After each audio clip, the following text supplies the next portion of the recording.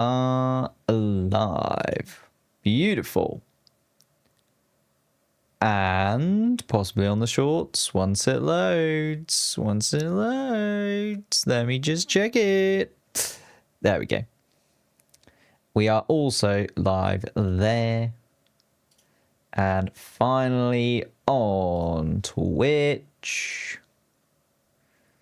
I need to change the title on Twitch. I copied and pasted the wrong thing on Twitch. How are we all doing? Are we okay? How are we feeling?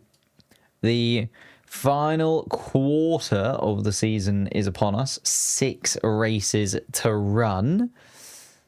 It's going to be, I think, a tighter championship than I was hoping for at the beginning of the season. Although, to be fair, like between the two McLarens, so it's going to be okay. But I was hoping it'd be a little bit nicer than it has been. Hello, Joe. Hello, Sarah. Yes, very. I'm watching today from my work. Ooh. But in the stock room, so I have earbuds in. Okay, okay. We'll allow it. We'll allow it. Just hope that your manager isn't watching as well. Where is the race this week? We are in Austin, Texas, the United States Grand Prix, even though there's now 3 of them. But this is still like the official United States Grand Prix. Oh, it's very dark. I haven't turned this light on. A little bit of light behind me. But we are indeed in Texas. Monarch, thank you for following over on Twitch. Getting some bonus Twitch followers. I can't remember what we said in terms of Twitch followers, what we were trying to aim for by the end of the year. We are at 650. 1,000 seems a little bit ridiculous. Like, it's very hard to grow on Twitch, especially because I'm live streaming on YouTube anyway, and the majority of people watch on YouTube. But I reckon we could get to maybe 700, maybe just over. The yeehaw, if you will. Well, who was that? Was it Alex Albon who did the yeehaw? And it's going to live with him forever, isn't it? You just can't do those things as a Formula 1 driver. You're always, always, always going to be made a meme of. And then what do you do? Just gonna have to live with it forever. Hello, Josh. He's in the chat as well. Should be the only US race, in my opinion. This track is way better than Miami and Vegas. Very true. It is way better than Miami and Vegas. But I can understand it, you know. They are in very different corners of the US. Well, they're all quite southern, I guess. Vegas is middle-ier. But you've got kind of East Coast, West Coast, and then Texas. Again, my geography is not amazing, but is towards the middle. Like, it's the south, right? But it's in the middle-ish. So you could maybe argue that they're kind of covering the corners-ish. They're segmenting the races a little bit. Like, America is effectively a continent-sized country. I know Canada also has a Grand Prix, but then that's kind of the north as well. So that's one thing. Why do I have to kind of think that American ad with Alonso? Yeah, of course. Yeah, thank you, Sarah. Yeah, South Central. And then Vegas is like westernly, right? I think, because I want to say Vegas is like near California. And I know California is the West Coast.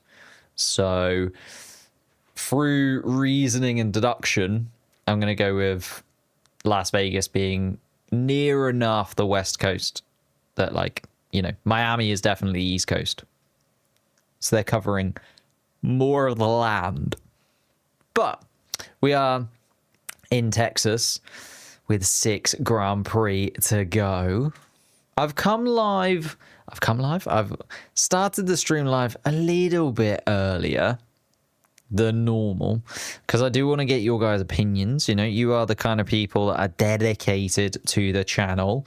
What are we, the first 50 people in the chat on YouTube? plus however many are on the shorts, plus however many are on the Twitch stream as well. So I do want to get you guys involved in something a little bit different.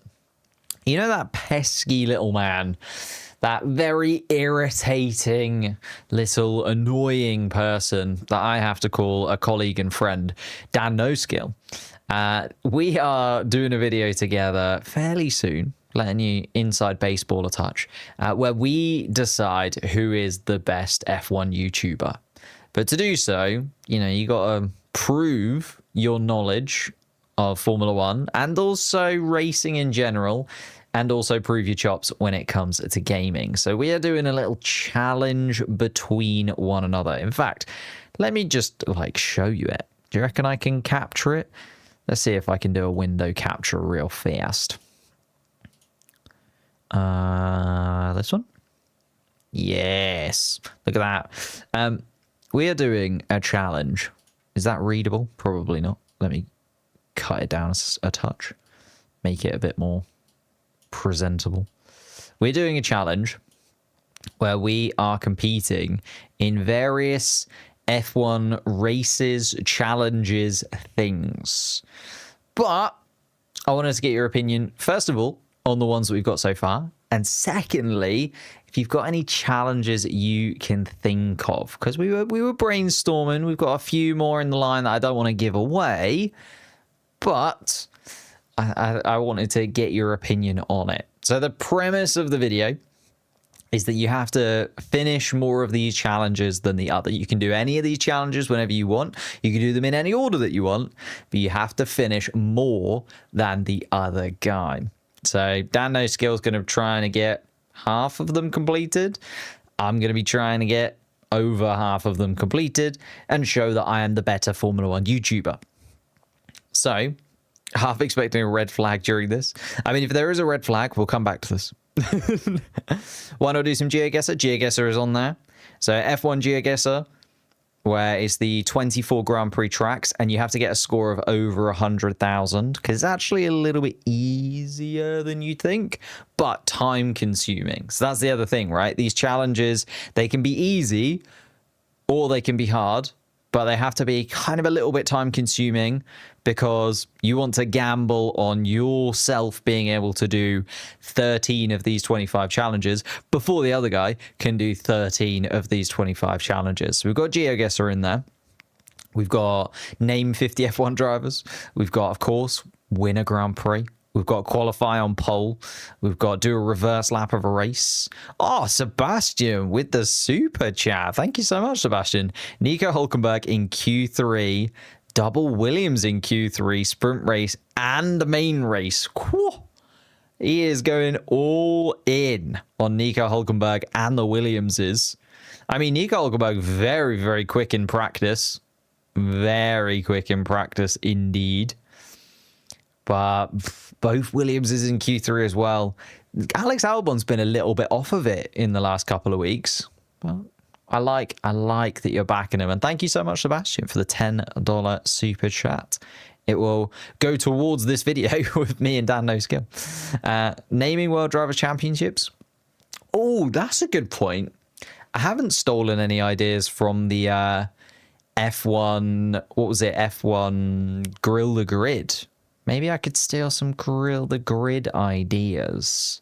Because I know that was a Grill the Grid, wasn't it? Where Sebastian Vettel just absolutely smashed every single driver out of the park within moments. It was insane. What did he do? Like 73 drivers or something in a row, all the way from modern day to 1950.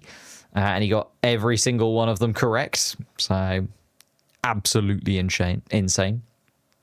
I just hope Norris gets his karma served after Singapore. Goodness. That's a spicy take. Poor Lando. I mean, he kind of had to go for it. It was either that or just sit behind his teammate for the entire Grand Prix. There was no overtaking opportunities, were there? So I can kind of understand Lando Norris's position there.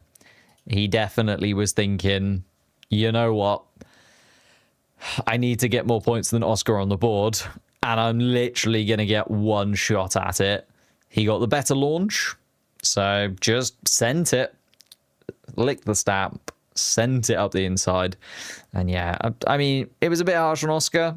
He was kind of in a bit of a no man's land. There was nothing he could really do to combat it other than turn into his teammate, and then you never know, right? You could take yourself out of the race as much as you might take your teammate out of the race. Like, think about Canada, right? Could have easily been both of the McLarens, actually ended up just being Lando and cost him 10 points. So could have been the same for Oscar there, where if Oscar would have turned into him, tried to take both of them out, but only taken himself out, could have really played against his favor. So yeah, Piastri and Norris turn 1 crash like Austin 2015. I feel like there hasn't been a big moment between them yet. Maybe Canada, you could say, is like the one really big clash that we've had, but we didn't really get to see them battle for very long because Norris just completely misjudged it the first instance that they were battling down that main straight. So I'd like to see a little bit more battling between the two McLaren drivers. I feel like I've been saying that every single week though, and it's still not coming true. So we'll see this week. It does feel like this season is building up to something, like building up to some kind of crescendo without ever sort of hitting it yet. Like, maybe it's going to leave all the way to Abu Dhabi, and then Abu Dhabi is going to be an absolute banger of a race, but we'll have to wait and see, because I'm not sure at this moment in time what this season is kind of building itself up to, because as I say, it just feels like it's building up to something, but not quite there. Need a battle like Austria. Yeah, Austria is the other one, isn't it? Austria, they kind of went side by side, but then that was also sort of kiboshed, mainly because Oscar Piastri was looking like he was going to take out Lando Norris, and it was in the wake of Canada too. Like, I feel like if Austria hadn't been just after Canada and just after the team had seen Lando Norris do what he did, then maybe we'd have seen a little bit more racing in Austria. But as soon as it looked like Oscar was going to wipe out Lando Norris, like when he locked up into turn 4 and the team were like, absolutely not, that's enough of that, let's make sure both cars actually finish. Because remember, they hadn't won the Constructors' Championship yet. I think that's the other thing. Now we've kind of post-summer break. Now we're getting into the end of the season. Well, now that the Constructors' Championship is absolutely confirmed, it's a very different kettle of fish, right? Because I was talking about the Australian Grand Prix as well the other day, and I was like, you know, they were giving orders all the way back then, the Australian Grand Prix, telling Oscar to hold back on fighting his teammate, etc., etc. But at that point, they didn't know they were going to win the Constructors' Championship, so it kind of makes a bit more sense for them to not quite let both drivers just absolutely lean into it and go full out against one another. But now that they've got the Constructors' Championship in the bag, now that, you know, the Drivers' Championship semi feels like it's just between two drivers. I know everyone keeps talking about Max Verstappen and his ability to get back into it. I'm not saying that Max Verstappen won't. Like, Max Verstappen is a very, very good driver, and is more than capable of winning the next 6 races in a row, like we've seen him win 10 in a row before. Nothing to say he can't win the next 6 in a row, but it would be absolutely insane if he was able to do it. Like, if Max Verstappen goes on to win this championship, it is ridiculous. I will be revoking my Formula One fandom. I think as a McLaren fan, I've been through enough. I should be able to see a Constructors' Championship and a Drivers' Championship win. I do not want to see just one of them. I know that's greedy, but realistically, who wants to win the Constructors' Championship? The Drivers' Championship is the one that matters. And if Max Verstappen wins 5 in a row, even in the season when he doesn't have the best car on the grid, I will be so upset. So upset. I was shocked to hear that George did not get a multi-year contract. I think he did, didn't he? Minimum 3 years. Oh, did not get a multi-year contract. Did get a multi. I think he did get a multi-year contract. They just didn't say how many years it was for. Thank you again for the $10 though, Sebastian. But yeah, we were going to talk about George Russell. Should we talk about George Russell now and the Mercedes duo? I mean, it's not just George Russell. Both of them have got themselves a contract. I mean, moving up into second place in the constructors over the last few weeks, consolidating their position there, 27 points ahead of Ferrari. Kimi Antonelli does feel like he's hitting a little bit of form once again. George Russell's just won his second Grand Prix of the season. Feels like the right time to confirm both of those Mercedes drivers. Like, we knew it was happening, right? We knew it was going to be the case. It was never going to swap around, especially once Max Verstappen had confirmed himself into a Red Bull seat. But it was an interesting one that it was kind of multi-year. We were waiting for it to happen. How many years would it be? How much money would it be as well for George Russell? Like, that is a big factor when he's looking at Lando Norris, Charles Leclerc, people around him that he would say he's equivalent to, if not better than. Like, I would say right now, George Russell is the second best driver on the grid for me. And therefore, he'll be looking at those other drivers that are getting paid a lot more, that are also in top teams that aren't winning races, like Charles Leclerc. And he'll be saying, I think I'm worth a little bit more to the Mercedes team. And also, I want a real shot at a driver's championship because you made me wait, right? You left me out at Williams. I know that Williams did some magic with their contracting, so they were able to keep George Russell for an additional couple of seasons, but they did some absolute magic there. And then by the time George Russell actually got to Mercedes, it was too late. The Mercedes car was no longer a championship winning car. He had to wait a little while for his first win, and he's never actually had a Mercedes in his, 4 seasons there now, where he has been able to be competitive and be competitive at every single Grand Prix is what I was aiming for, and actually go for a title challenge of some kind. I know technically, again, he can still win the championship from this point. 6 races still to go if he wins absolutely every single one of them from this point, but I think it's a reasonable thing for George Russell to be expecting a big contract, multi-year deal, and an actual shot at a title that Mercedes should be able to deliver him, considering all of the murmurs are that Mercedes are going to have the best car, or, well, at least the best engine going into the regulations for 2026. Yeah, the rumor is that George Russell's got a 1+1. I think that's a little bit harsh. It's what I would have given him if I was Toto Wolff. I think I've said this before. I would definitely have gone for a 1+1 deal because it opens the door a touch, doesn't it?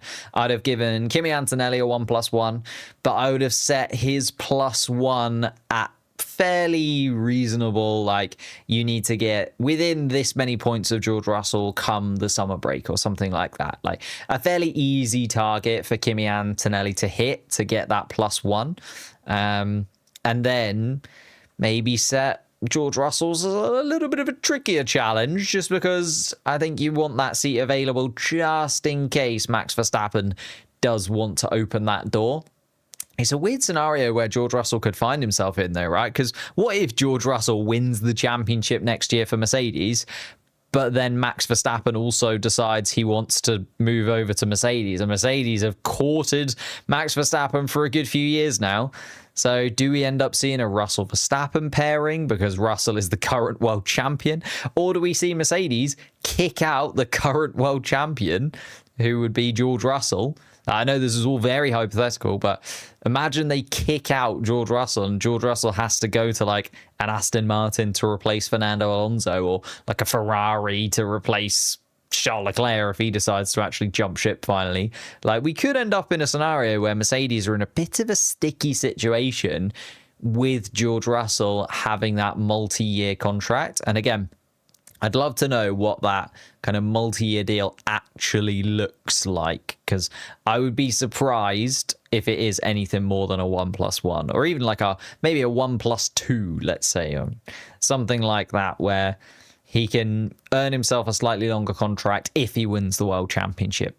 something along those lines. Like, but then even like if he wins the World Championship, do you still want him over Max Verstappen? Do they want Max Verstappen more than a championship winning George Russell? Because like if it's a really easy championship win, say 2026, the Mercedes car is just by far and away the quickest. Like Kimi Antonelli is coming second in the championship comfortably, even though he's only in his second season in Formula One and still very, very young. But George Russell just like walks to a championship. Do they keep him? Like, or have they got such a dominant car that Max Verstappen then says, I want it, and they want Max Verstappen? It's a weird situation to be in if you're Mercedes, but both Mercedes drivers are now confirmed for 2026. They were never not going to be confirmed, but here's how it is. How do I feel about the rumors of Piastri leaving McLaren in 2027? I think the 2027 driver market is so interesting. There's so many drivers that kind of locked themselves in at the end of last year. So, you know, we're talking your Nico Hulkenbergs, we're talking a lot of the rookies, we're talking, you know, Lewis Hamilton, Fernando Alonso. Like a lot of the drivers locked themselves in for 2026 just in case, right? They got themselves in a situation where they could drive in 2025 for a team and follow that up into 2026. Like even Carlos Sainz did the same thing at Williams, like because he believes in that Williams process and the ability for Williams to get better into 2026.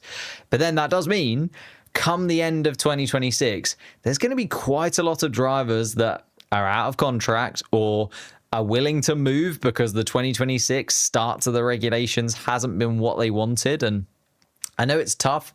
Like you shouldn't always hedge your bets on the start of a regulation cycle because, well, look at this regulation cycle. Ferrari were the second best car. Mercedes were absolutely nowhere. Red Bull were dominant. Like it can change within the regulation cycle, but it does take a few years. Like it took 2.5 seasons for McLaren to sort of surmount Red Bull as the best team on the grid, and it's taken that amount of time for Ferrari to kind of fall away from it. They were very, very competitive at the start of 22, very competitive in 2024 as well. Like we talked about, possibly Ferrari going for the championship alongside McLaren this season. That just hasn't panned out. Like I remember in 2022, McLaren coming behind Alpine in the championship, and you look at how different their trajectories have been. So you can't always guarantee what's going to happen by judging 2026, but a lot of the drivers will use that 2026 season to determine what their next move is going to be. And a lot of the teams will use the 2026 season to judge what drivers they want to keep hold of. Like there's a lot of teams that have brought in youth. You're looking at, you know, do Haas bother keeping Esteban Ocon if Ollie Behrman is outperforming him? Do Sauber keep Nico Hulkenberg if Gabriel Bortoleto is outperforming him? Like there is an opportunity where those rookies that have come in do start to just sort of take the position as main driver, and then the team can be like, well, Nico, we know that you're really solid, or Esteban, we know that you're really solid, but we think we want to build around Gabby now. We think we want to build around Ollie now. We're going to look to replace you. Like, could certainly be the case. Maybe less so for Hulkenberg just because it's Audi and German, and I imagine he's got some extra bits and pieces that maybe he can go into a position behind the scenes possibly after his contract comes to a close, a little bit like what Fernando Alonso has surely got at Aston Martin. I'm imagining Fernando Alonso is still going to stick around at Aston Martin in some capacity after his contract comes to a close, but I think there'll be a lot of movement in 2027. Possibly even Cadillac as well, right? If Bottas gets absolutely destroyed by Perez or vice versa, Colton Herta has done his year in Formula 2 and has the points on his license, maybe they get Colton Herta in straight away. You know, they don't have to keep those experienced drivers forever. I think they want them now, but possibly not.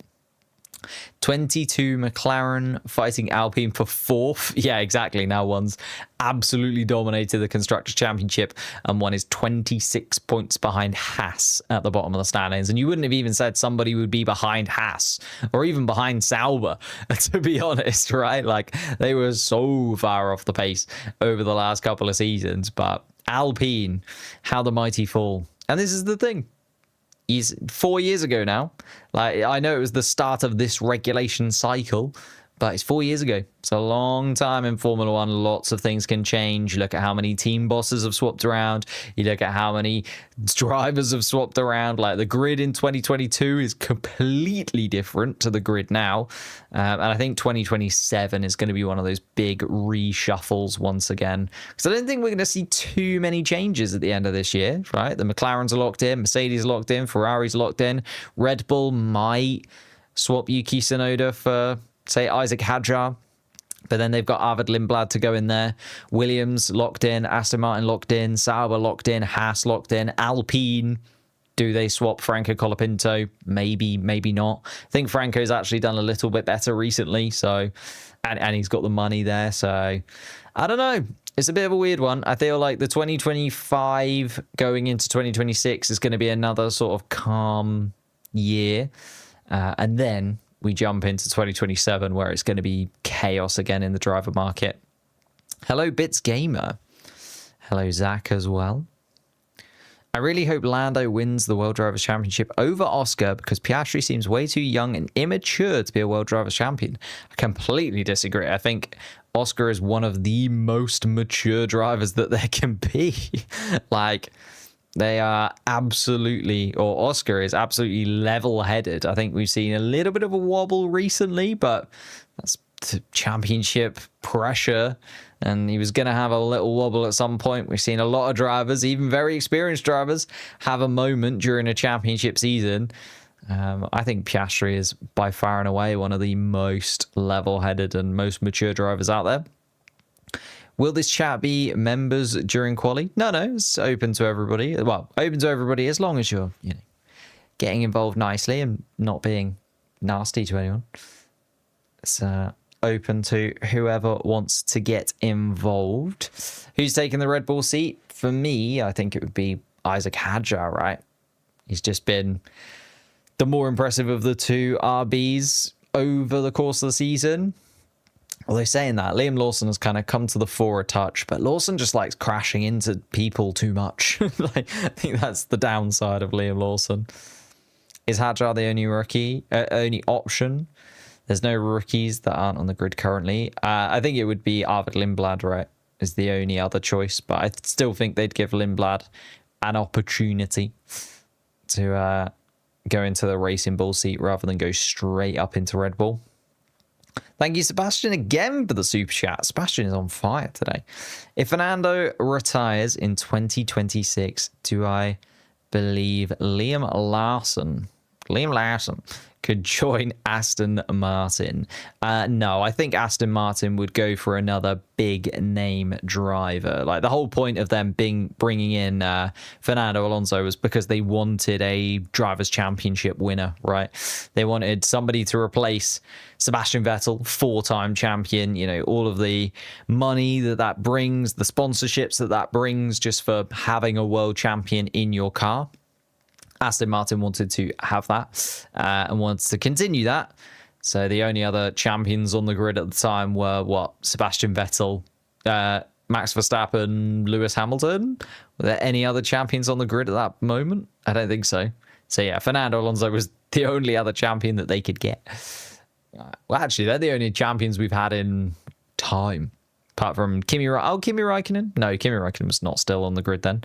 Kimi Raikkonen left ages ago. And Nico Rosberg left ages ago too. So yeah, they wanted a big name driver. They wanted a champion. Fernando Alonso slots right in there perfectly.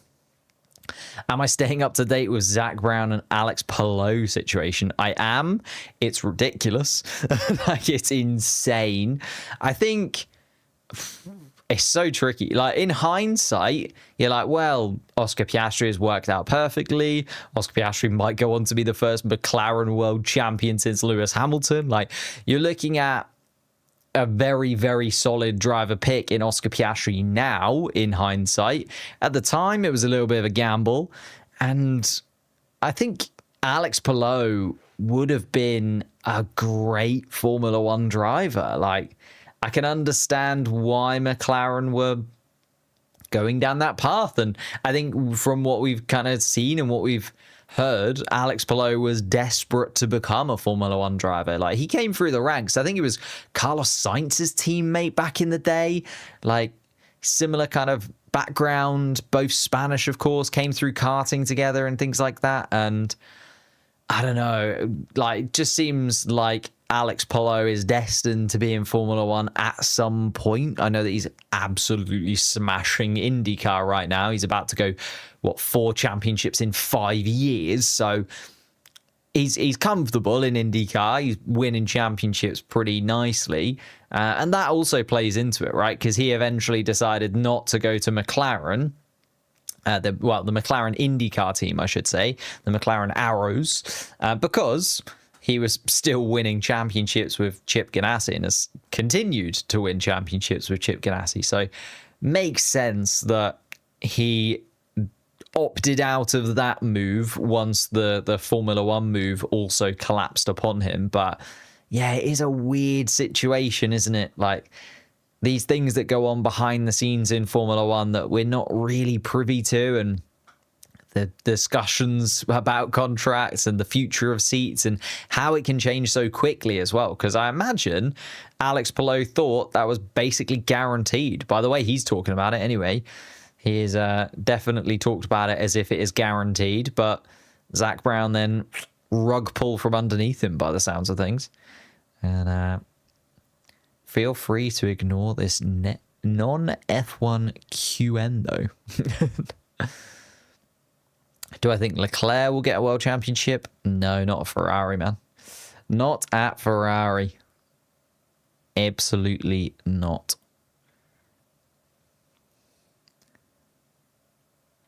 Stroll sucks. Good. Nice. Do I think Max can move to Mercedes in 2027? Absolutely. Do I think it happens? Oh, depends so much on 2026. Really, really difficult to tell until 2026 kind of happens. I think that's why Max decided not to move this season and instead decided to move, well, in the future, or possibly not move in the future. I think first and foremost because Red Bull gave him the opportunity to race at the Nordschleife. I think that would have definitely been part of the conversation that Laurent Mekies and Max Verstappen would have had. Like, it would have been, I'll stay at Red Bull, but I am going to do what I like. And Laurent Mekies was probably like, you know what? You're a 4-time world champion. You're still the best driver on the grid. Please stay. No one else can drive this Red Bull car. Yuki Tsunoda is on 20 points. Please stay. And Max Verstappen was probably like, well, if you want me to stay, I also want to be able to do stuff that I want to do. So the GT3 racing, I imagine, was put into, probably not literally put into the contract, but Max Verstappen was probably like, I am allowed to do racing in other categories if I want to. And Laurent Mekies was like, as long as you stay, no worries. But yeah, then 2027, I think Max Verstappen still wants to win championships in Formula One, right? As much as he would like to continue being a Red Bull racer, and he does have the Red Bull connections, like you saw. The GT3 car that he was driving absolutely plastered in Red Bull stickers, and they're happy to sponsor him doing that as well. So I think that's the other side of the Red Bull thing that we need to think about. Like, if he did go to Mercedes, would Mercedes still back him in the same way with that kind of thing? Would they allow him to do it? Probably not. You know, we know Mercedes are very corporate. Look at Valtteri Bottas losing all of his personality whilst he was at Mercedes, becoming a robot, and then only really sort of flourishing once he left that situation. So be interesting to see what Max Verstappen would be like at Mercedes. But I think it is definitely on the cards. Also, Max Verstappen to Aston Martin. I think they would love that, because Aston Martin are also entering other little categories, right? They got like WEC programs on the way and things like that. And we were talking about possibly Lance Stroll going into that. Maybe it's Max Verstappen that goes into that. You know, he retires in a couple of years' time, maybe wins a few more championships or something, and then decides to race for Aston Martin in another series. Like, they would absolutely love that. So why not? Who's better, Hamilton or Leclerc this season? I mean, the points don't lie. it is Charles Leclerc by a considerable margin. like, a considerable margin is a polite way of putting that, I think. Max is a champion who wants championships. He'll leave Red Bull a crap. Yeah, exactly. That's the thing, right? If Red Bull are rubbish, then he'll go. If Mercedes are brilliant, he'll go there. If Aston Martin are brilliant, he'll go there. If Audi are brilliant, like he's got Jonathan Wheatley there. A lot of his Red Bull engineers have also just gone there as well. So I could definitely see him pivoting to Audi if they are absolutely brilliant. Not saying they will be. Like, there's a long way to go with that Sauber team, and I think Audi are realistic that they're not going to jump straight into winning races next time around. But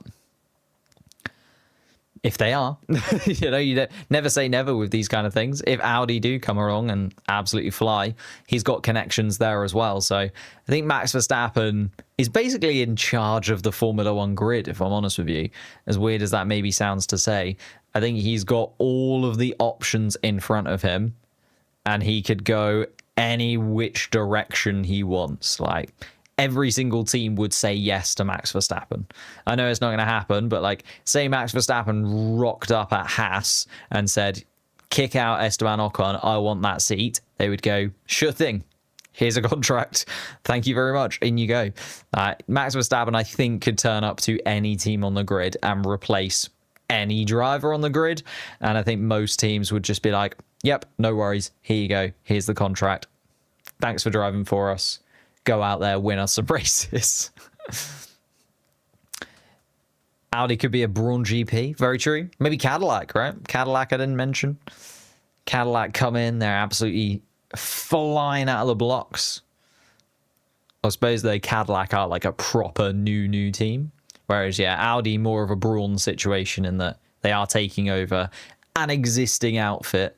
So I know that Audi are being talked about in sort of glowing terms, but they are technically just taking over Sauber. So they're likely to be where Sauber is next year. Maybe with a little bit more. Like, Audi behind the scenes have already brought in Binotto, Jonathan Wheatley, like Ferrari and Red Bull engineers. They're doing a good thing. Like, they're doing the right things. You think about what Red Bull did to kind of circumvent Mercedes dominance. They went over to Mercedes. They said, hello, Mercedes engineers. We are Red Bull. We want to beat you in the forthcoming championship seasons. Here is loads of money. And lots of the engineers from Mercedes moved over to Red Bull and then sort of instigated, I guess, that 2022 championship winning car. Once the regulations changed, they were able to absolutely nail it, and they went on to win the championships with Red Bull. And actually, a lot of those people have now left because they've been offered, again, the opportunity to go somewhere else. Once you've won the championship somewhere, you can ask for a lot of money, but probably not from the team you're already at. So you end up moving away. You know, we've seen a lot of big personnel move away from Red Bull after they've won their championships, after they've kind of probably got those big bonuses for winning the Constructors' Championship, Drivers' Championship. And now they've got also another big payout by going back to Mercedes, or even going to Audi or Aston Martin as well. Aston Martin picks up a lot of engineers from Mercedes and Red Bull and McLaren as well. Do I think Lewis Hamilton is washed because he's being beaten by Leclerc? No, I think it would have been insane to think that he wouldn't be beaten by Leclerc this year, to be honest with you. Leclerc has been in that Ferrari team for so long now. He's clearly the number one at Ferrari as well. So the likelihood was always that Charles Leclerc was going to be the number one for this season. Again, Lewis Hamilton, the reason that he's moved to Ferrari in 2025 is so he can have a year under his belt and he's prepared for 2026. That's why we saw so much movement last season in terms of the drivers' in terms of the drivers' seats, right? I know there was no movement between seasons the year before that. Even Logan Sargent managed to hold onto his seat at least for another half a season, but I think when it comes to the driver market, it is instigated by those big driver moves, and it's also instigated by those big regulation changes. So there was a lot of settled drivers, sort of 22, 23, 24. But then with 2026 regulations coming, A lot of people wanted to get their houses in order in 2025 so that they could be prepared for the changes coming in 2026. So Hamilton moved, Audi got their drivers sorted, got rid of Joe and Bottas a year before the regulation change, if you know what I mean. Like, everybody did it a year before the regulation change because you want your drivers in situ, have them used to the team for a year, and then you run into the new the new challenge. So that's why we had such a big driver change before this season. Papaya rules, says Kickoff Clips. I think the papaya rules are out the window now. The papaya rules have certainly been put in the shredder. I don't think there's going to be much chivalry between the two Ferrari guys. Hello, Moto Holland. Welcome back. Welcome back. What time does the quali start? I forgot. In about 15 minutes time, actually. We are heading towards it very, very quickly. Do you hope that Gasly leaves Alpine for a top/decent team? I just don't think there's a landing spot for him, unfortunately. I think he's a very, very good driver.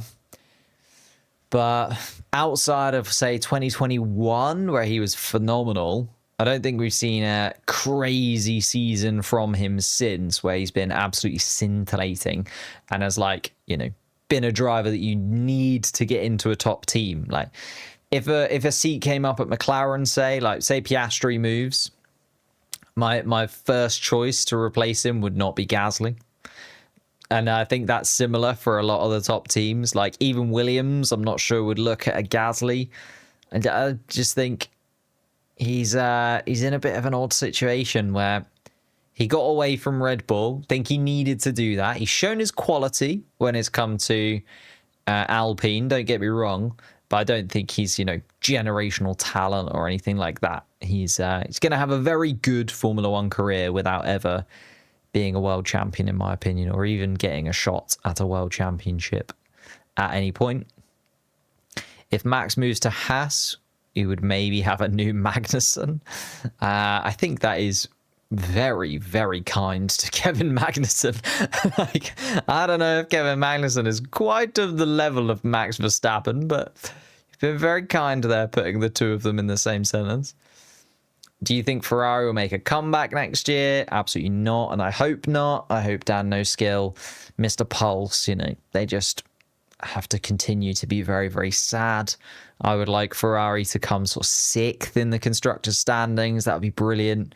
Maybe behind Williams, behind a second team, like an Aston Martin as well. Let's have Ferrari drop from 3rd. I mean, they might even drop behind Red Bull before the end of this season, so they might end up finishing this season in 4th place. And then I'd love to see Lewis Hamilton have an absolute stinker, Charles Leclerc in despair, and then drop to 6th in the constructors' standings, if I'm honest with you. Really would. When is Sprint qualified? Very, very soon, actually. We should load up a couple of bits and pieces. Give me a moment to get the live timings up for you. And then we will move ourselves over to the live timing boards. Who, in my opinion, is the best driver ever? Formula Duck is fuming right now. Yeah, Formula Duck. He would you just have to live with it. Look, it's not my fault that I've started a podcast with basically entirely Ferrari fans. I didn't choose this life, but it's the life that we got, and now we have to revel in their sadness. If Oscar leaves McLaren in 2027, then he's going to be out of F1 by 2028. I don't think so. I could see him go into an Aston Martin and replacing Fernando Alonso or something.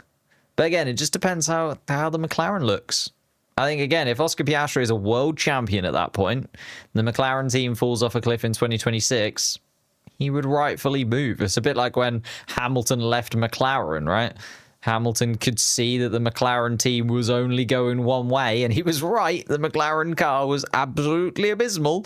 Do we have to remind ourselves of GP2 engines? The McLaren car was absolutely horrendous, and Lewis Hamilton was a world champion at that point. So he moved away from the team. Same thing will happen at McLaren if Oscar Piastri wins the championship, has that prestige behind him, is still very young, and the team don't deliver him a car that is still, still competitive, still able to deliver him wins and deliver him another chance at a championship. That's what you get when you're a world champion. You get the opportunity to say, I want to move to a team that is going to still offer me the opportunity to win races and win world championships. And a lot of teams want world champions in their car because you have proof that you can win a world championship because you've done it before. And also you bring that prestige, you bring the money, you bring the merchandise, you bring all of those other things that come with being a world champion in Formula One. Like, I think Piastri moving is absolutely fair enough, to be honest with you. I think it would be the same for Verstappen. It was the same for Lewis Hamilton. Like, he just had enough of being at Mercedes, right? And he backed the Ferrari project going into the future. I suppose Lewis Hamilton's slightly different in that he also moved for the money. Like, he's also getting towards the end of his career, whereas Piastri's still very young. What McLaren driver do I prefer? I don't really have a preference, if I'm honest. I probably would say Norris, like most of the time, but I think only because he's been there longer, and I've supported him for longer because of that, right? Like, he has been at McLaren when Carlos Sainz was there. He's been at McLaren alongside Daniel Ricciardo. He's now alongside Oscar Piastri. Like, Norris has basically been there throughout the entirety of this build up towards championship status. I know Oscar Piastri also came in a season where we started 10th in the constructors standings, so he also went for a pretty tough time of it. But I think that's the thing for me. Lando Norris just been there longer, so I would say Lando Norris. But I also absolutely love Oscar Piastri. If Piastri wins the championship, absolutely fine by me. One of the McLaren cars winning the championship is all I'd like to see. I really don't mind. He's going to get kicked out early 26. Oh, Colapinto. I thought you meant Oscar Piastri. That I was like, absolutely not. Especially if he's a world champion. Do I believe Christian Horner will come back to Formula One with a 12th team on the grid in near future? I mean, I hope not, to be honest with you. I think we're kind of done with Christian Horner, right? As much as it would be great to have a 12th team on the grid, and I think Formula One will open up the idea of having a 12th team on the grid. What was it, 2028? They were talking about the possibility of a 12th team joining the grid in the kind of Concord agreement. I think it's trickier now. Like, Formula One don't quite have the power over the teams that they used to in the same way. Like, the teams have a bit more say, and like, ask Cadillac how much money they're having to put into all of the other teams. Like, Cadillac have to pay all of the other 10 teams to enter the sport. So if a 12 team then wants to enter, they'll have to pay the already existing 11 teams a settlement because of the money that they're losing due to advertisement revenue and TV revenue and things like that, which is split between all of the teams. So I think there is a possibility of a 12 team. Would I want it to be Christian Horner? Not really, no. Would I like to see it happen? Absolutely. Stroll is the only driver with a permanent guaranteed seat. I think that's becoming less and less true. I think that was true up until now, and particularly if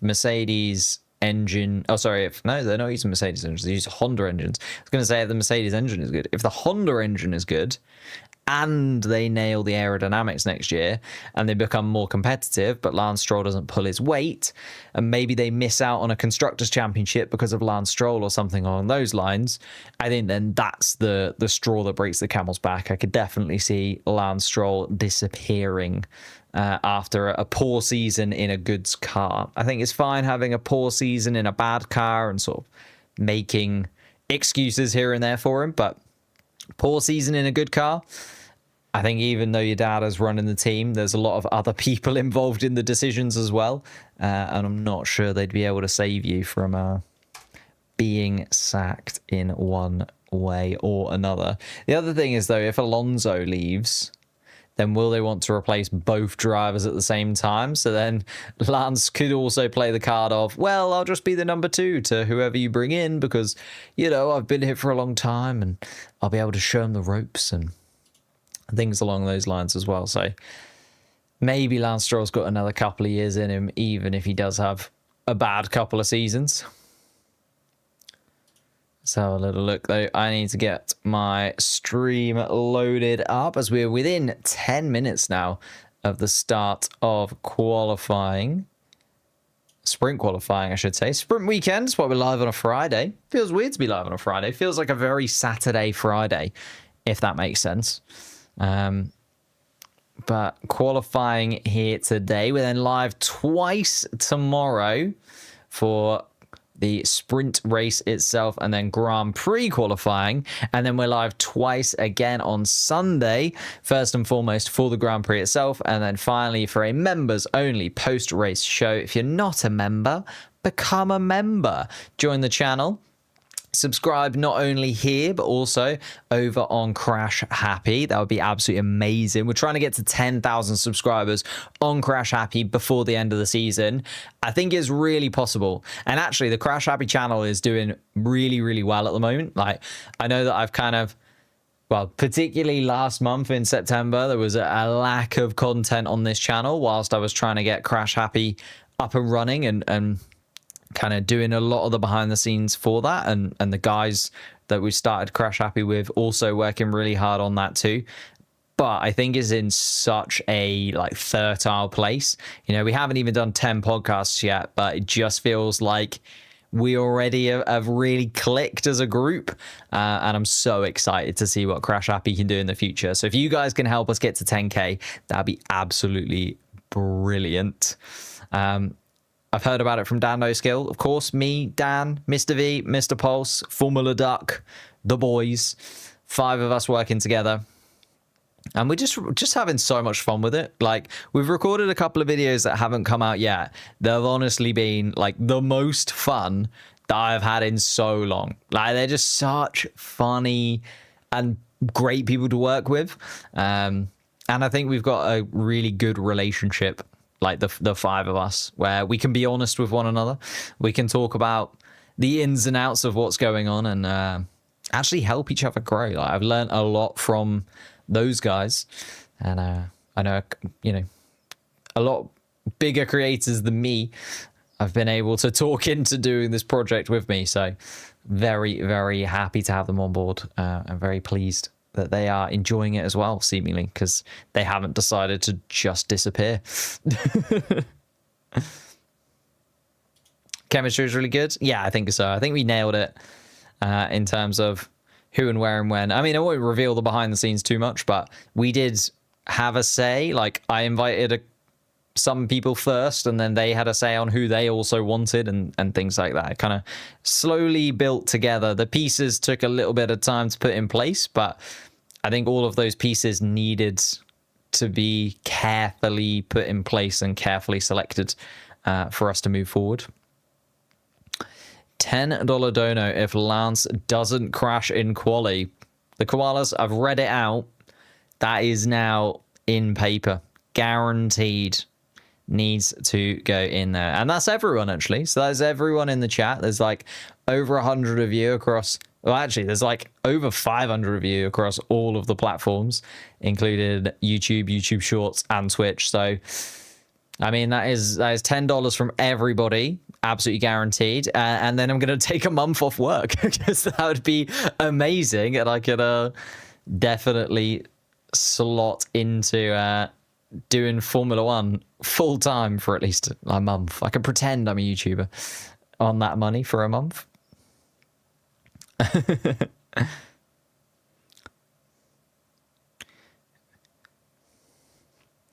Binging the podium cast.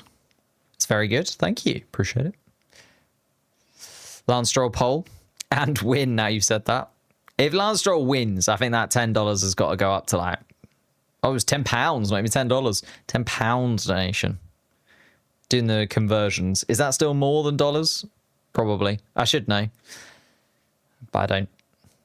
I remember when I was a kid and like we went to America on like a family holiday because my dad got a new job and did very well for himself. And basically we went to America for a holiday, and It was like 2-to-1. Everything was like half price, is the way we talked about it. It's like, oh, if it's $10, it's only £5, it's half price. I don't think it's like that anymore, though. I'm too broke to pay $10. I mean, me too, to be honest.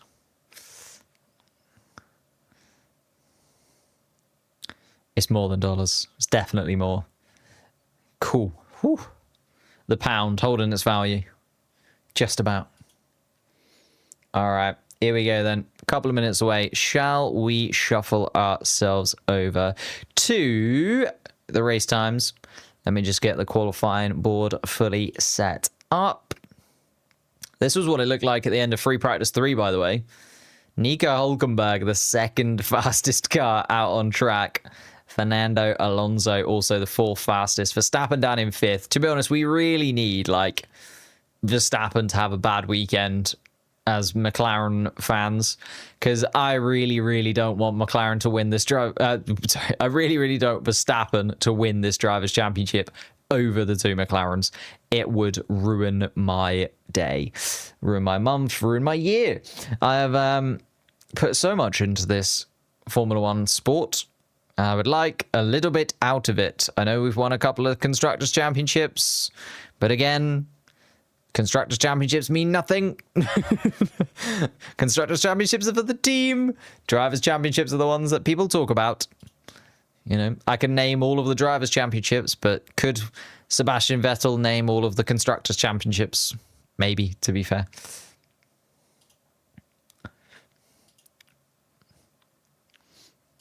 Do we actually get to see the stream or just the times?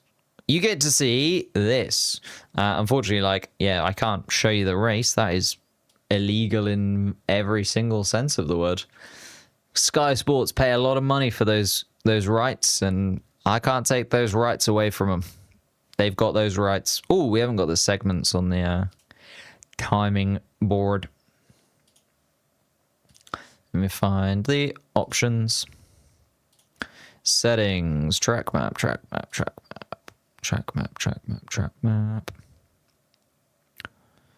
Show speed gap. No, show sectors. There we go. Here we are then.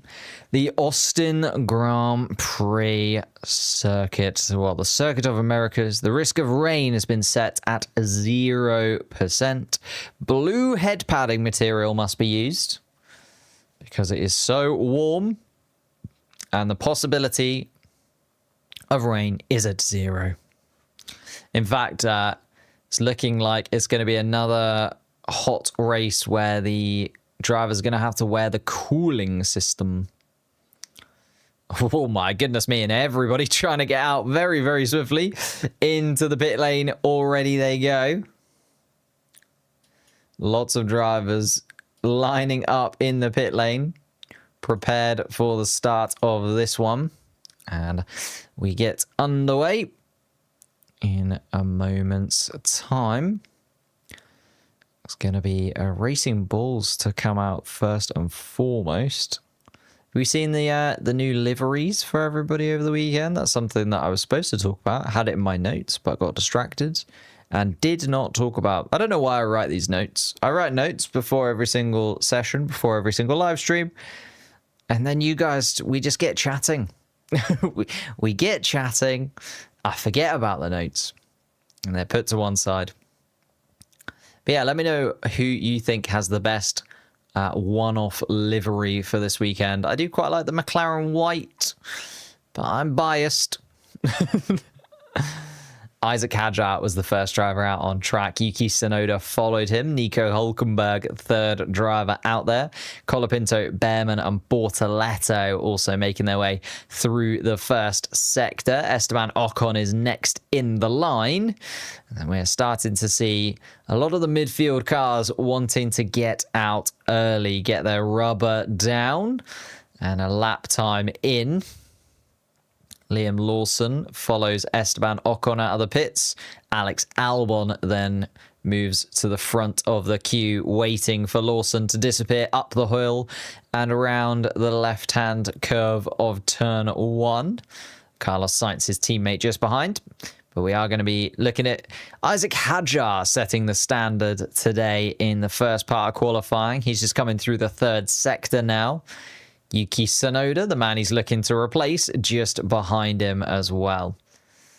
Carlos Sainz then followed by his fellow Spaniard Fernando Alonso out of the pits. Lance Stroll next in line behind him. Charles Leclerc and Lewis Hamilton already joining the Q2. The McLaren's leaving it a little bit later. They're still going to have to wait behind the Ferraris as Piastri comes out of the garage ahead of Lando Norris. So they will be side by side. And Isaac Hadjar does indeed get us underway. Goes up the hill towards turn one. Turn one is actually such a tricky turn. You can completely and utterly ruin your lap, like Isaac Hadjar has almost done there, before you've even really started it. Of course, having to qualify on the medium tyres is one of the regulations during sprint qualifying one. Medium tyres only. Soft compound tyres can only be used once you get into Q3. Through the S's, Isaac Hadjar goes and sets the fastest first sector, of course, but then is taken by Yuki Tsunoda just behind him. Then Nico Hülkenberg also goes quicker than the Japanese driver, so Hülkenberg now the quickest man through the first sector of anybody. Oscar Piastri has just come out of the pits. Lando Norris making his way up the hill as well, and followed by Max Verstappen. Those three in championship order: Piastri, Norris, Verstappen coming out of the pits one after the other. Isaac Hadjar, 1 minute 4 seconds through the middle part of the lap. Of course, purple for now, as he's the first man to complete that middle sector. And then getting very close indeed to those white lines, Isaac Hadjar. Oh, and I think all four tyres might have gone off the racing line there, Isaac Hadjar. Through turn 19, it was very close if they didn't. Comes across the line at 134.8. Final sector, very, very swift indeed for the Frenchman. Yuki Tsunoda slots in behind, 0.4 of a second off the pace. And was quicker in the first sector, Yuki Tsunoda. Nico Hülkenberg then takes top spot by just under 1/10 of a second from Isaac Hadjar. Of course, we're just looking for the top 15 in this session, as Franco Colapinto goes nearly 2 seconds off the pace in that Alpine car. Ollie Behrman slots himself into the third fastest position. Here comes Charles Leclerc to start his flying lap as Gabriel Bortoleto finishes his and goes fifth fastest. Again, 1.5 seconds off the pace, so a lot of time to find for Bortoleto and Colapinto to get anywhere close to the four drivers ahead of them. And Esteban Ocon makes that 5 drivers ahead of them, though. Again, over a second off the pace, Esteban Ocon. Oscar Piastri just coming across the start-finish line to start his first flying lap. Lando Norris the same, so we'll keep an eye on the McLaren times as they come through, as Alex Albon then slots into 6th fastest, as Liam Lawson has gone quickest of anybody to displace Nico Hülkenberg. Carlos Sainz gets very close, 0.03 of a second behind Liam Lawson for now. We have 10 drivers who have completed laps, 10 drivers still to come. Looking at Charles Leclerc, his first sector not the best of anybody so far. That's Fernando Alonso with the fastest first sector and second sector, and Fernando Alonso goes third fastest overall. Lost 0.4 in that final sector, Fernando Alonso, so maybe just took a little bit too much out of his tyres early on in the lap. Ended up 1/10 behind Liam Lawson's lap time. Max Verstappen, though, has just gone quickest of anybody through the first part of the lap. We know Verstappen can be quick around here. He stood on the top step of the podium before, and Lewis Hamilton has as well. Here come the Ferrari pair then. Charles Leclerc, 10th fastest, is 7.5 off the pace, Charles Leclerc, whereas Lewis Hamilton goes to the top of the timing sheets. Purple in the second and third sectors, Lewis Hamilton nearly 0.4 faster than Liam Lawson. Here comes Oscar Piastri then. Around the final corner, goes second fastest by 0.5 of a second. Piastri puts himself into a safe position, though. Lando Norris also going well and slots in just behind his teammate. Purple in the final sector from Lando Norris, though, so time to be had. But Verstappen shows everybody what he is capable of. He goes a couple of attempts quicker than Lando Norris, a tenth and a half quicker than Piastri, and nearly a tenth quicker than Lewis Hamilton as well. Verstappen goes to the top of the timing sheets, and Franco Colapinto and Esteban Ocon have dropped into that bottom 5 after having completed laps. Pierre Gasly is 1.2 seconds off the pace. Goodness me. George Russell, though, comes across the start-finish line to go 7th fastest. Kimi Antonelli has gone quickest of anybody through the middle sector. It's now coming around the final corner, and Kimi Antonelli goes 5th fastest in his Mercedes car, 2.5 tenths off the pace. Gabriel Bortoleto had his lap time deleted. You can see the track limits violation there from Gabriel Bortoleto. Let's have a little look at it. It was down at turn 19. So right at the end of the lap from Gabriel Bortoleto, all 4 tyres did go off the racing line. And you can see the left-hand tyres did cut across the white lines. It's very, very tight through there. It's definitely one that you can get wrong. It's right at the end of the lap as well. Pierre Gasly getting all out of shape inside of his Alpine is why he ended up 17th fastest. And Ferrari fans out there, Charles Leclerc is currently in the bottom 5. He is 16th fastest of anybody, 1.2 seconds adrift of Max Verstappen and over a second adrift of his teammate, the Monegasque. One of the best qualifiers on the grid, not happy inside of that Ferrari right now. Pierre Gasly, Esteban Ocon, and Franco Colapinto, the other drivers that need to improve. By the way, he meant qualifying one only for the $10 donation if Lance crashes. Currently, we're looking pretty good. Lance Stroll, 12th fastest, looking like he's also going to make it through as well.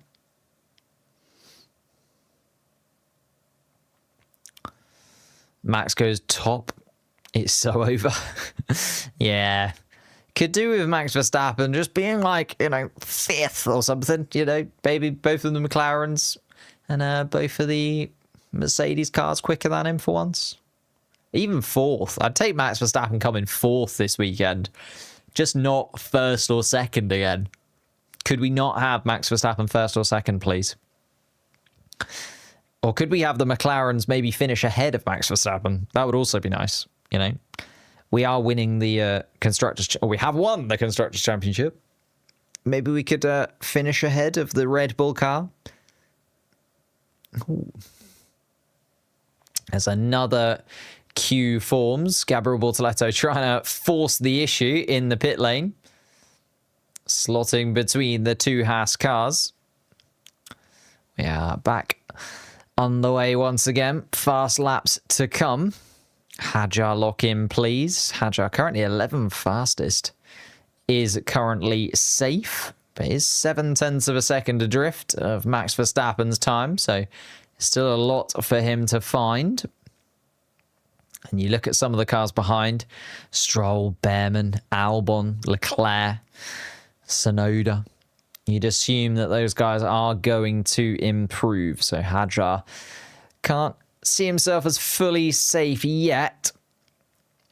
Max Verstappen, Lewis Hamilton feels like they won't drop down to the bottom 15 from that position, but you never know. Track rubbering in, the medium tyres coming up Millhouse. Alex Albon starts his next flying lap right on the bubble currently. Alex Albon, 15th fastest. They said on the interviews, the Williams team, that they were unsure what really was going to turn up because they've gone to some tracks where they've expected to be absolutely nowhere and actually delivered some really quick lap times. Alex Albon sets the fastest first sector of anybody so far, so not too shabby Alonso at all, is it? From Alex Albon. Second sector looking pretty tidy as well for the Thai driver. It's going to have to deal with a little bit of traffic towards the end of this lap, as a lot of other cars just sorting their positions out. Charles Leclerc is going 0.4 of a second quicker than Alex Albon's current 15th place time. So Alex Albon slotting in and doing much better indeed. Although Lando Norris has just taken the fastest first sector and Oscar Piastri has just taken the fastest second sector of anybody so far. Here comes Charles Leclerc then. He's going to find a whole lot of traffic. It's absolute chaos as they cross the line. And I think a lot of cars didn't quite make it. Gabriel Bortoleto, the two Hasses, caught out of it. Ocon and Behrman. Oh, it is not very good at all. Tsunoda also checkered flag. Bortoleto not able to set a lap time. It got very messy indeed at the end there. Everybody completely misjudging it. Wanting to be across the start-finish line last, but didn't get across the start-finish line at all. Oscar Piastri sets the fastest lap time of anybody by 0.2, and then Lando Norris goes a second quicker than Max Verstappen's best time from before. Max Verstappen then also improves to within 0.2 of that Lando Norris time, but that is a stonking lap from Lando Norris to finish the session. Alex Albon improved up into 7th place. Ollie Behrman slots in 16th. And Pierre Gasly is going to be the only driver that can deny Behrman, and Gasly does. Oh, Gasly was able to slot that Alpine into a Q2 session. And it is Behrman, Colapinto, Tsunoda, Ocon, and Bortoleto as Nico Hülkenberg goes 5th fastest of anybody. A very tidy lap from the German just to finish up the session. Kimi Antonelli also still on a lap, quite possibly. Although he might not finish it as he's coming around turn 19 now. And Antonelli does indeed go into the pits. So that is going to be everybody done and dusted. And all Yuki Tsunoda can say on the radio is what? Oh my goodness. It is a 18th place qualifying for Yuki Tsunoda. Ouch. But it was a lot of traffic. Yuki Tsunoda basically having to race for position as he's trying to get his tyres in the right position. The RB car, though, not letting him past, and Tsunoda just finds himself stuck behind this traffic. It is side by side with Liam Lawson as they go through the S's. Liam Lawson literally closing the door on Yuki Tsunoda. And Yuki just came out in and amongst all that traffic. Never actually got the opportunity to do a lap. Like Behrman and Tsunoda and Ocon and Bortoleto, they were all fighting with one another for track position.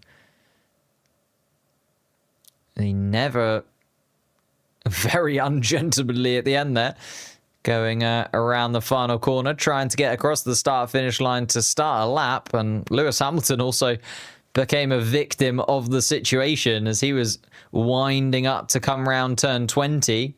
A lot of the drivers started jumping in front of him to try and get across the start-finish line. But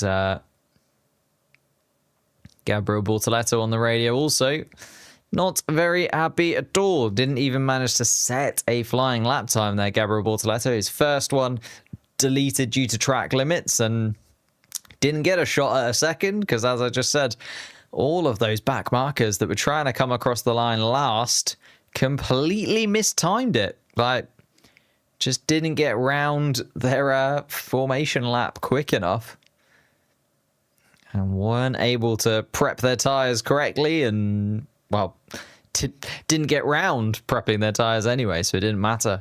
But there we are. Behrman, Colapinto, Tsunoda, Ocon, Bortoleto, the drivers that are out.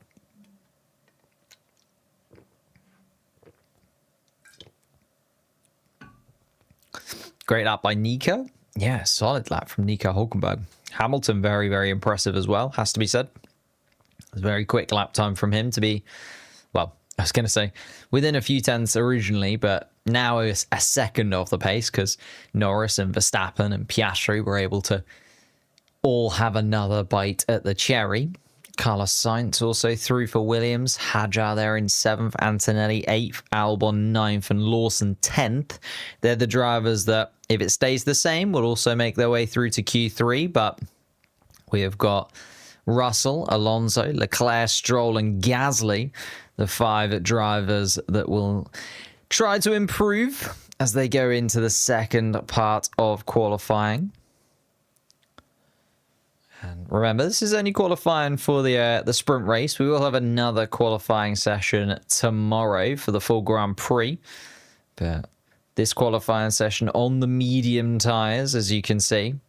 And only using one set of medium tyres for that first round of qualifying. Hence why a lot of the drivers completing 6 laps on those tyres.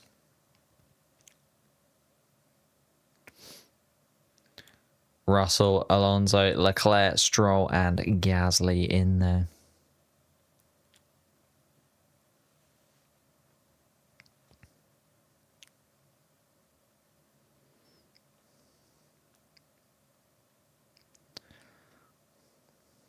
What happened to Yuki? I mean, just slow initially, and then, yeah, caught up in absolute chaos towards the end of that session there. Was ridiculous to see what happened with those back markers. I mean, a lot of them were going to struggle to improve too much anyway. But Yuki Tsunoda, you wouldn't imagine falling out of qualifying at this point in a Red Bull car, especially when Gasly got through in an Alpine as well. So an awkward one, an awkward first qualifying session, it has to be said. But also giving us a little bit of a look at those top drivers and where they're positioned. Incidents involving Hadjar, Tsunoda, Albon, Norris, Verstappen, Russell, Hülkenberg, Antonelli, and Stroll will be investigated after the session, failing to follow the race director's instructions for maximum delta time. To be honest with you, though, the maximum delta time, whenever they go over it, nothing ever happens. So that's what all those investigations are, and they will get nothing for it because they'll just point at traffic or they'll point at another driver doing something in and around them. They'll be able to get away with that. Sprint qualifying 2, though, underway right now. Lawson, Russell, Alonso, Leclerc, Gasly, the 5 drivers that need to improve. Verstappen, Norris, Piastri looking like the most likely to battle for pole position, but got another round to get themselves set up for that final flying lap. Have to make it through, though. Can't count your chickens yet. One must beware hubris.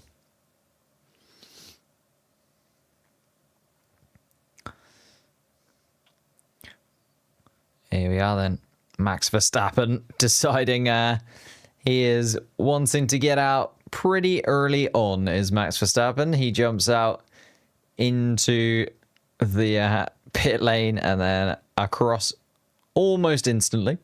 So he is straight out there. Max Verstappen's going to be the first to set a flying lap time. Lance Stroll, Fernando Alonso behind, George Russell and Kimi Antonelli also following.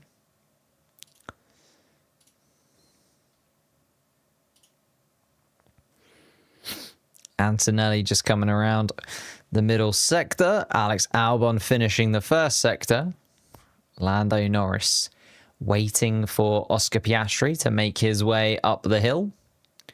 Piastri turns left around turn 1. Norris sees him disappear and then gets his McLaren in motion.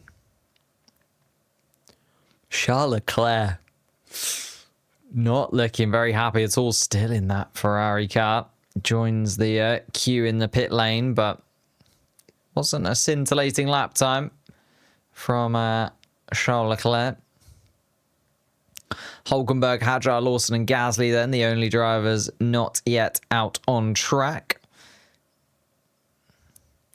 Alonso just coming around the final corner, but Verstappen is the one to keep an eye on for now, as he's going to set the standard.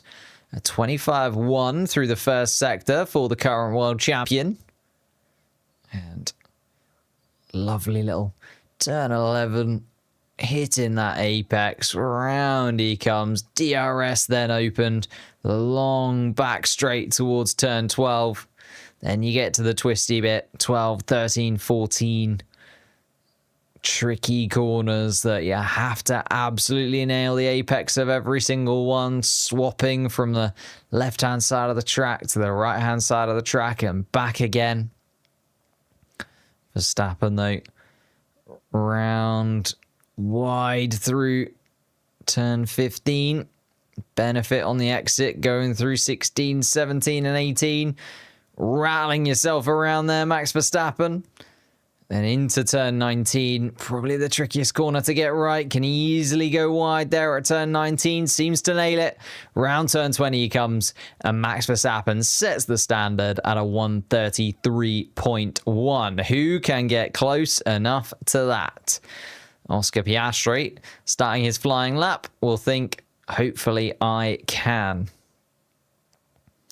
Verstappen starting to find a rhythm indeed. This track is just so good. Yeah, it's one of the best ones, isn't it? Absolutely one of the best ones. Just so good. Like, every single corner just feels like it has an impact. And every single corner, it feels like you have to nail because it's going to impact the next corner as well. Like, through that first sector, every single corner counts. You can maybe say, like, turn 11... You've then got a little bit of a breather down towards turn 12. You've got that DRS section down there as well on that back straight. But then straight away into turn 12, 12, 13, 14, 15. It's so important that you absolutely nail every single one of them because they lead into the next corner so delicately. George Russell goes second fastest. Alex Albon comes across the line to go third fastest in his Williams car. Fernando Alonso fourth. Kimi Antonelli fifth. Lance Stroll sixth fastest of the drivers who have completed laps. I'm keeping an eye on the McLarens though, and Piastri not able to go quicker than Verstappen in the first or second sectors. Neither was Lando Norris, a 10th off the pace. So the third sector is going to need to be where they find a little bit more time.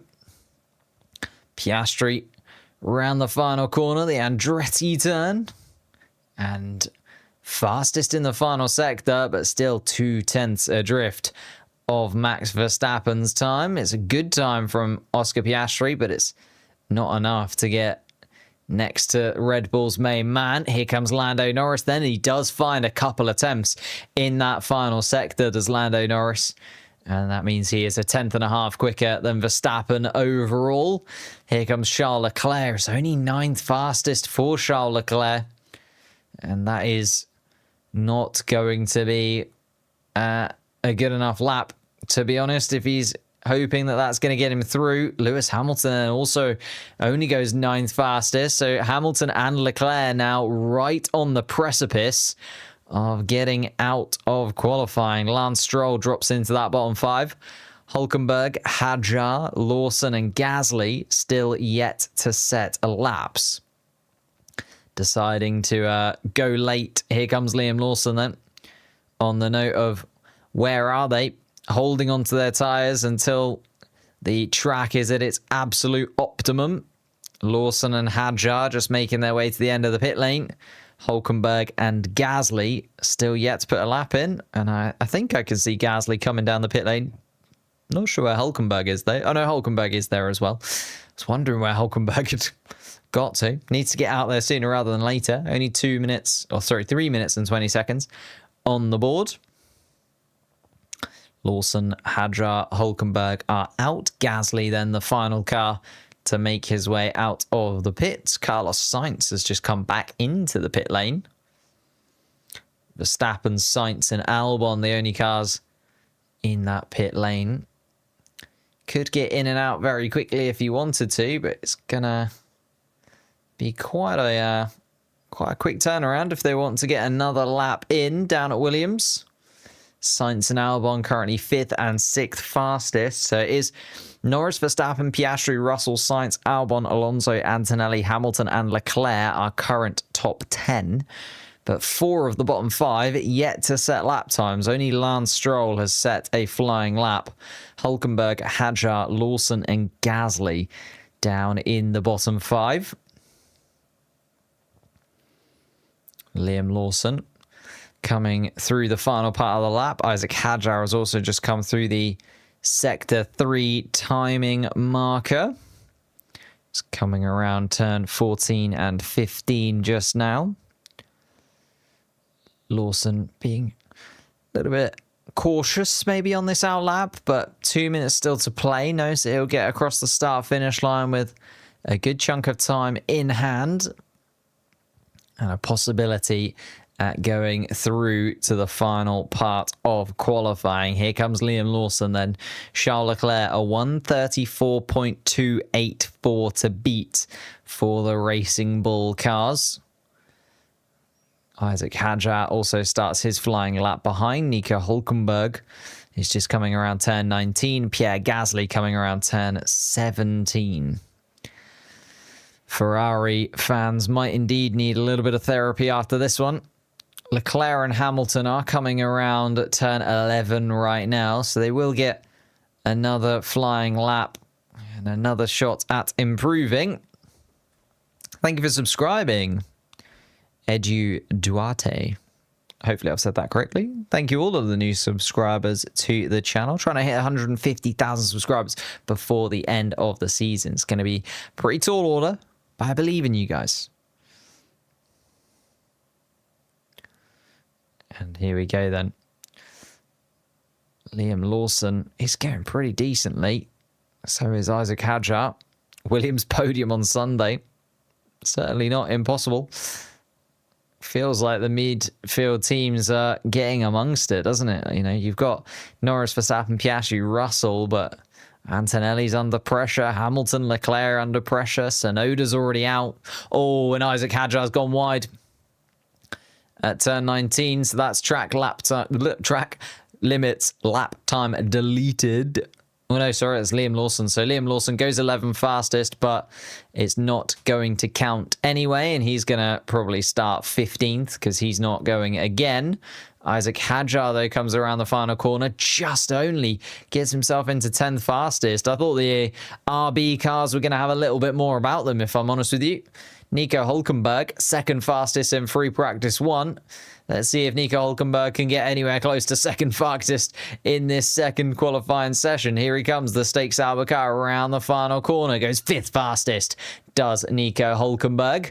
Carlos Sainz and Alex Albon take the checkered flag. Lando Norris, Max Verstappen, and Oscar Piastri in the pits. Here comes Pierre Gasly to go 12th fastest overall. Charles Leclerc has not improved through the first sector, by the way. Lance Stroll is also guaranteed to be out. So both of the RB cars. And Lewis Hamilton is right on the edge. It's going to be, well, Hamilton or Leclerc, it feels like.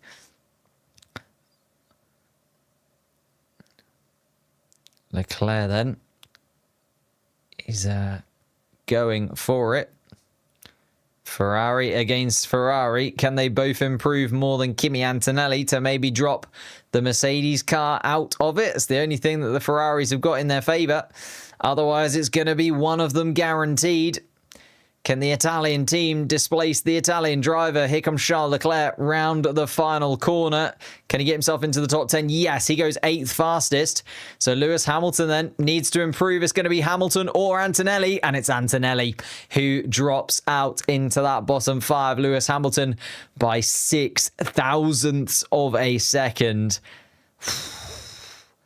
Ferrari fans can breathe a sigh of relief, but Kimi Antonelli fans agonizingly close to the back of Lewis Hamilton. He drops out in 11th place.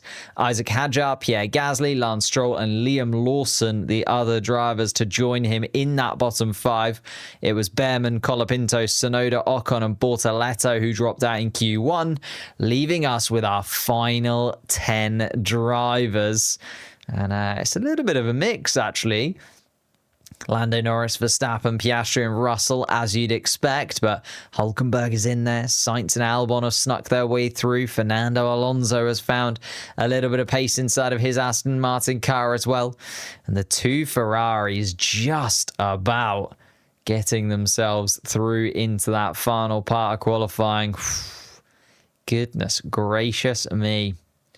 It is very tight indeed. 0.006 of a second is absolutely nothing, especially at, it's quite a long track. It's over 1 minute 30 to get around the US circuit of the Americas. 0.006 of a second. Just insane to me. Isaac Hadjar was quite a distance off the pace though. 0.3 off the back of Lewis Hamilton's time. Pierre Gasly, similar. Lance Stroll then another 10th behind that. 10th and a half behind Isaac Hadjar even. And Liam Lawson, that lap time was indeed deleted. That's disappointing from both of the RBs. I was expecting a little bit more from them. Maybe one of them to sneak into the top 10, but it is very competitive. There's 4 midfield cars in there. And, did any of them really deserve to drop out? Probably not. Ferrari 1-2 incoming. To be fair, they do now get to swap onto the soft compound tyres. Maybe Ferrari have set themselves up to get the soft compound tyres into the absolute optimal position so that the soft compound tyres will fly in the final part of qualifying. That's why they were struggling on the mediums. Maybe we can live in that delusional dream for a moment. I think it's going to be pretty tough for the Ferraris to get anywhere close to that top 3. It does feel like a straight shootout between Norris and Verstappen, with Piastri maybe getting in and amongst it. George Russell, I suppose you can never really count out Mr. Saturday. I know it's a Friday, but it's Saturday somewhere. So George Russell in 4th spot. And then it's kind of best of the rest. Nico Hulkenberg starting in 5th place tomorrow would be very tidy indeed for the Stakes Sauber points total. Sainz, Albon and Leclerc currently the drivers that would be starting inside of the point scoring places. Of course, points only go down to P8, remember, for the sprint race tomorrow. Fernando Alonso and Lewis Hamilton, though, have the opportunity to put that right. They want to get themselves just slightly higher inside of the top 10. Antonelli missing out on that opportunity. And we are headed towards the final part of qualifying. There you see 10 drivers dropped out. Lance Stroll had his lap time deleted. Turn 7, lap time deleted for Lance Stroll. I mean, he is already out, so Lance Stroll is done and dusted. Saturday in Australia? Exactly. It's Saturday somewhere.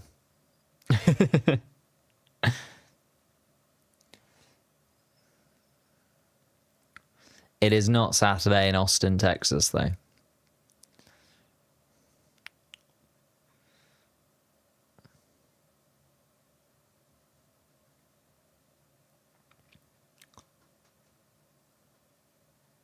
So many qualifying lap time deletions. It's turn 19 usually. Turn 19 is an absolute killer. Like, I've done it before on the Formula 1 game a few times where you think you're hooking up a beautiful lap. Like, you've nailed the S's through the first sector. You've absolutely smashed the second sector. You've got a beautiful run off turn 11. You've got your top speed imaginable down into turn 12. You've nailed your braking point. You've gone through that middle sector delightfully. You've then even got the tricky 13, 14, 15 absolutely smashed. Then you get to just that final couple of corners, turn 19. You go in just that little bit too hot. You've got to carry momentum through it. You can't slow down completely, but also too slow and you lose all of that good stuff. And Liam Lawson not very happy about the positioning of a Ferrari as he was coming around turn 19. As I was saying, you get to turn 19, you just It is exactly, yeah. Moto Holland's put it perfectly. The bane of your existence when you are doing this lap is turn 1 and turn 19. But turn 1's fine because, like, at least if you mess up turn 1, you're like, well, this lap is just like a practice lap. I can do it again, no worries. You mess up turn 19, you are so close to perfection. And then turn 19 just goes slightly away. Love that this is your home race. Always a good watch. It's a great watch. Austin, Texas. Underrated, I would say. Maybe the most underrated track on the calendar. I think when you ask people what the best race of the season is or what the best Formula One race is, a lot of people say Brazil or Spa. I think Austin, Texas always is a good one. I think it's very much like a hidden gem maybe of the Formula One calendar. Definitely a race that I want to go to. I know I say this maybe every weekend, but like there's some tracks that I'm not too worried about visiting. This one I really, really want to go to. Austin is definitely on the bucket list. Ferrari's going to come alive on the soft compound tyres.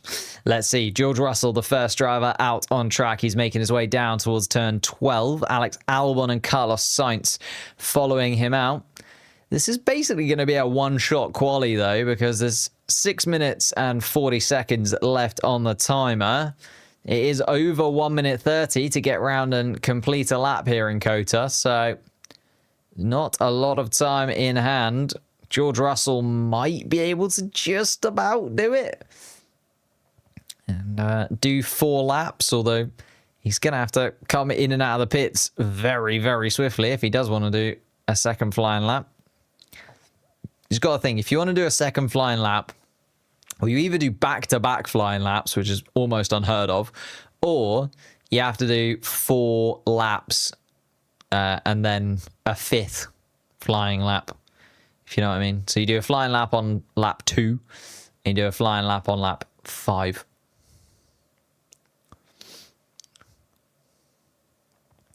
George Russell then comes across the start-finish line, and Toto Wolff wondering if Mercedes have maybe gone a little bit early here, as George Russell in a little bit of a no-man's land. He's got Albon and Sainz for company. Everybody else in the top 10 just waiting and watching. Have to wait and see. Norris, Verstappen, Piastri, Hülkenberg, Leclerc, Alonso and Hamilton still in the pit lane. Here we go then. George Russell, a 25.199 through the first sector. Let's see how Alex Albon compares as he comes across the first sector line. He's about a tenth of a second quicker as Alex Albon in the first part of the lap. So Alex Albon getting the better of his good friend George Russell. Can he continue that into the second sector as well? George Russell, a 37.3 through the middle part of the lap. Here comes Alex Albon down towards turn 12. Carlos Sainz was even quicker still than his teammate. Oh no, but only by 1,000th of a second. So Carlos Sainz and Alex Albon basically identical times through that first sector, but quicker than George Russell. Alex Albon, though, nearly 0.2 of a second slower than George Russell through the middle sector, so loses that advantage that he had. And George Russell, the first lap set, a 1:32.8. Alex Albon, then, slower than Carlos Sainz through the first sector. Carlos Sainz also can't match through the middle part of the lap. So George Russell looking safe from the Williamses for now, as Albon a 1:33.0, 2/10 slower. Carlos Sainz, it's going to be actually pretty tight between Carlos Sainz and his teammate. Sainz was a touch slower through the middle part of the lap, but it was only a touch. Here comes Carlos Sainz then, as Nico Hülkenberg actually makes his way out on track, and Carlos Sainz does get the better of his teammate and is within 1/10 of a second, within 0.5 of a second of George Russell's fastest time so far. Hülkenberg is following George Russell pretty closely. Around Leclerc has come out, Hamilton has come out as well. Lando Norris is out on track as Oscar Piastri sending out The championship leader just that little bit later. Fernando Alonso only just coming. And I think Max Verstappen wanting to be the last man out on track. Red Bull going for last across the line technique. Tracks rub it in as much as it possibly can. Here we go. The final opportunity. And effectively, one lap shootout for these final drivers. Alex Albon is very tight to the back of Charles Leclerc.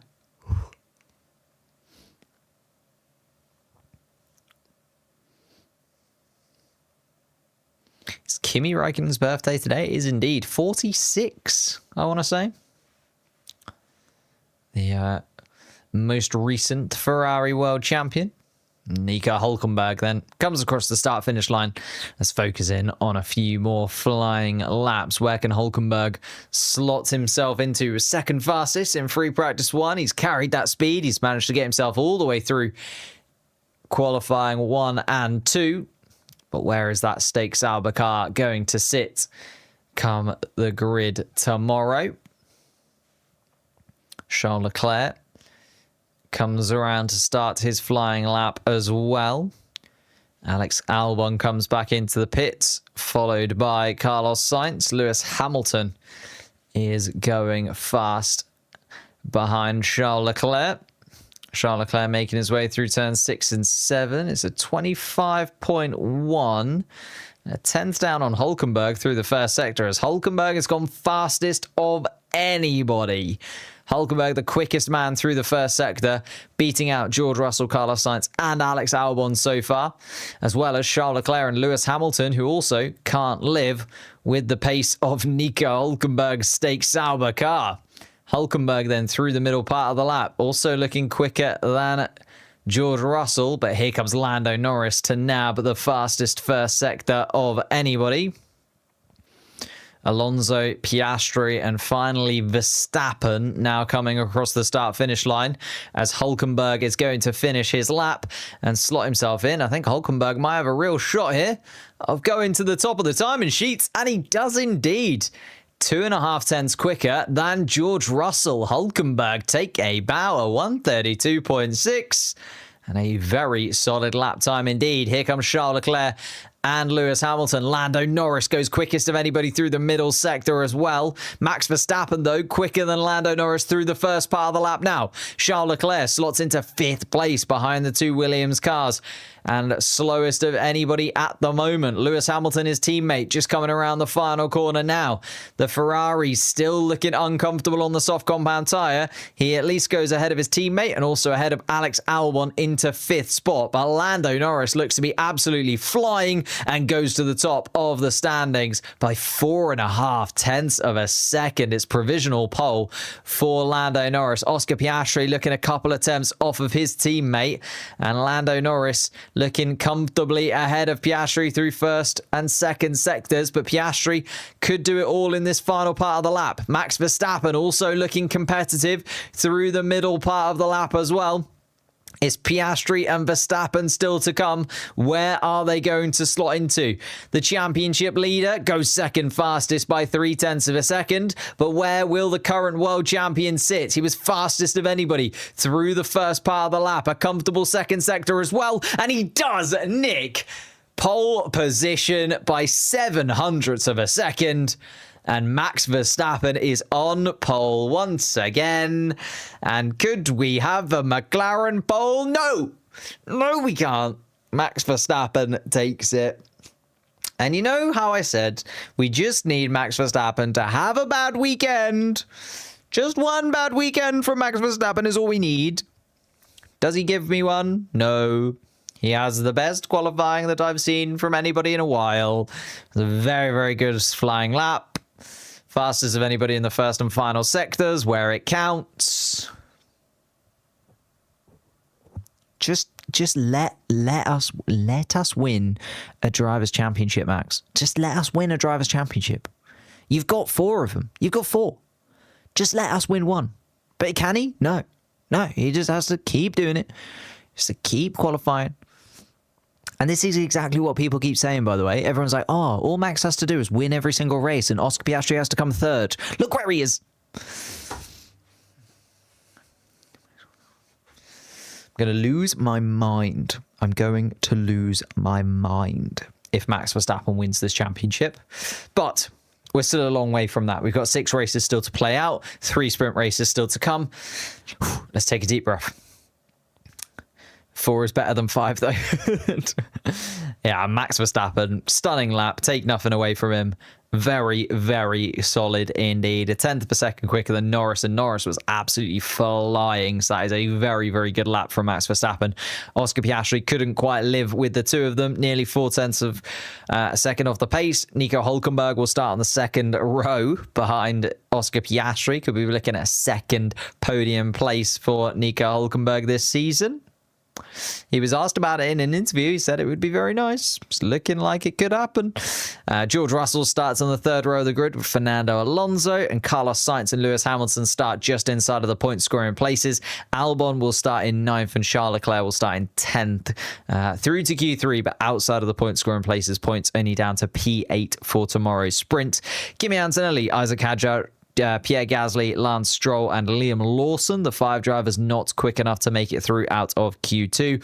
Ollie Behrman, Colapinto, Sonoda, Ocon, and Bortoletto involved in the absolute chaos that was sprint qualifying 1 that saw all 5 of them drop out as early as possible. Thank you guys so much for watching. I really appreciate you stopping by. I know it's a weird stream to have on a Friday evening, but I appreciate you spending it with me. Go out there now, do something nice.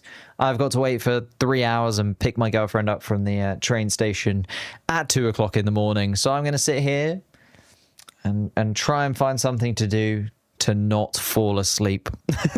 Thank you guys so much.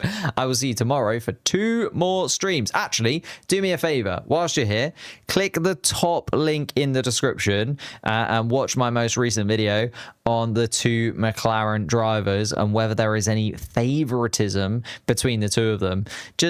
I released it a little bit late. I didn't have time to edit it, so therefore it's done absolutely terribly in terms of the algorithm. Give it a little boost. Just go down there, hit that button in the description, watch that video. Just give it a little bit of a boost in the algorithm, see if we can salvage some views from that video. But thank you guys so much. I will see you very, very soon. Just pretend I'm in a Formula 1 car. That is how I keep myself awake. I don't think that will work, but I'll give it a go.